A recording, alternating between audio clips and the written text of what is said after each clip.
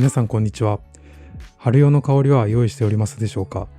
今日は少し遅くなってしまいましたが、個人的に春におすすめしたいユニセックスで使える香りを5つ紹介してみようと思います。春は新年度や新学期が始まったり、気候的にも一番変化が大きかったりするので、節目の季節と考えている方も多いと思います。秋冬だとウッディやオリエンタルなど寒さを和らげてくれるような香りを選んだりしますが、春は開花や新緑を思わせるフローラルやグリーンノートのメインのものに入れ替えてあげるとぐっと季節感が出てきます。衣替えをするように香りも季節に合わせて選ぶことで、また香水の楽しみが広がるのかなと僕は考えています。春用の香水を探しているという方はぜひ参考にしていただけると嬉しいです。前回の動画ではおすすめの紅茶系香水を5つ紹介しておりますので、よかったらこちらも合わせてご覧ください。では早速1つ目の香りを紹介していきます。1つ目に紹介するのは、先日購入して最近気に入って使っているラルチザンパフュームというブランドのシュールエルブオーデコロンという香水になります。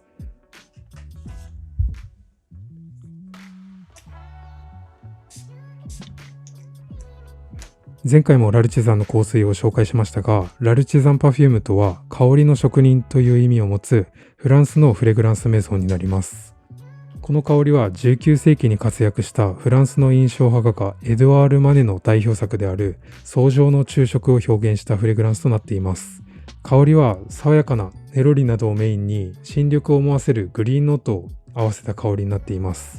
ベースに香るアンバーウッドがどことなく春の陽気を感じる温かみを帯びた香りを演出していて、つけると穏やかでゆったりとした時間が過ぎていくような心地よさがあります。香水初心者や強い香水をつけると鼻が疲れてしまうという方にもぜひ試していただきたい作品です。2つ目に紹介するのはエタリーブルドランジェというブランドの You or Someone Like You という香水になります。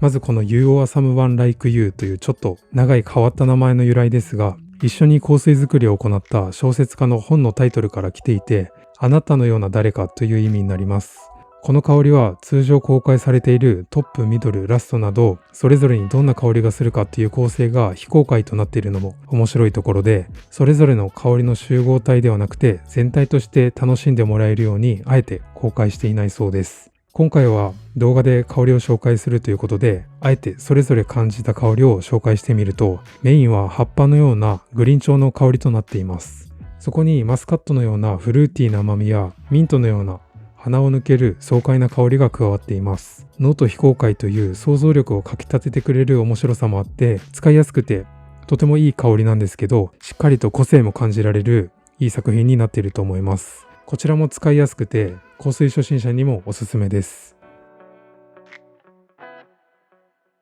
3つ目に紹介するのはディプティックのフルールドポーという香水になります。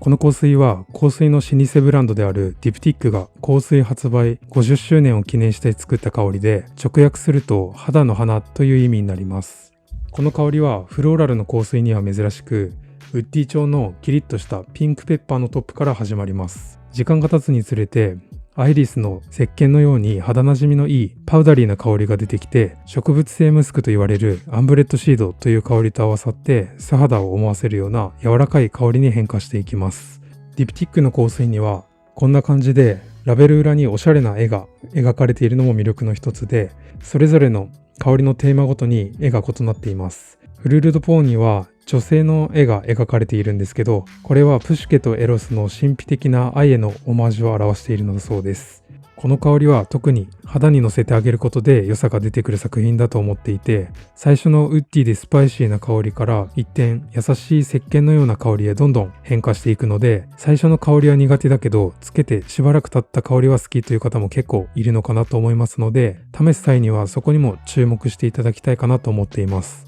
シックで清潔感のある香りを探しているという方にぜひ試していただきたい作品です。4つ目に紹介するのはバイレードのローズ・オブ・ノーマンズランドという香りになります。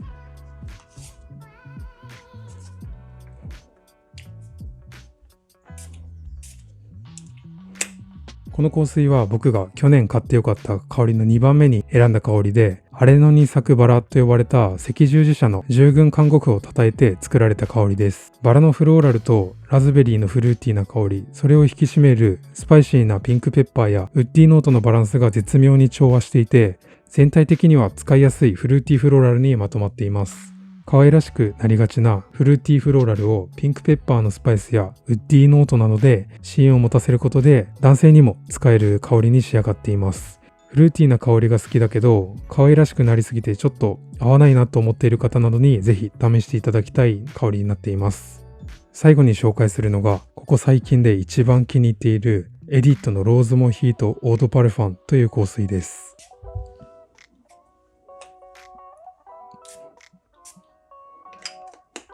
このローズモヒートは去年店頭でたまたま試して即購入を決めた香水で一目惚れならぬ一嗅ぎ惚れした香りです。このエディットというブランドはもともと100年以上手肉作りを行っている日光印が生み出したブランドで、手肉に使っている伝統的な香料を香水にも使うことで日本人にとってどこか懐かしさや安らぎを感じる香りを作り出しているのだそうです。この香水は名前の通りモヒートをイメージした香りになっていて、ローズの香りにライムやペパーミントの清涼感、ローズモヒートの特徴でもあるスカッシュノートという炭酸のようなシュワシュワとした香りが表現されているのが本当にすごいです。この香りは本当は夏に紹介する予定だったんですけど、ジェンダーレスなローズ系香水がテーマということで春にも使えるのと気に入りすぎて早く紹介したかったので今回おすすめとして紹介させていただきます。本当にすごくいい香りなので気になった方はぜひ試してみてください。パッケージなども細部まで上質感で埋め尽くされていて、キャップはずっしりとした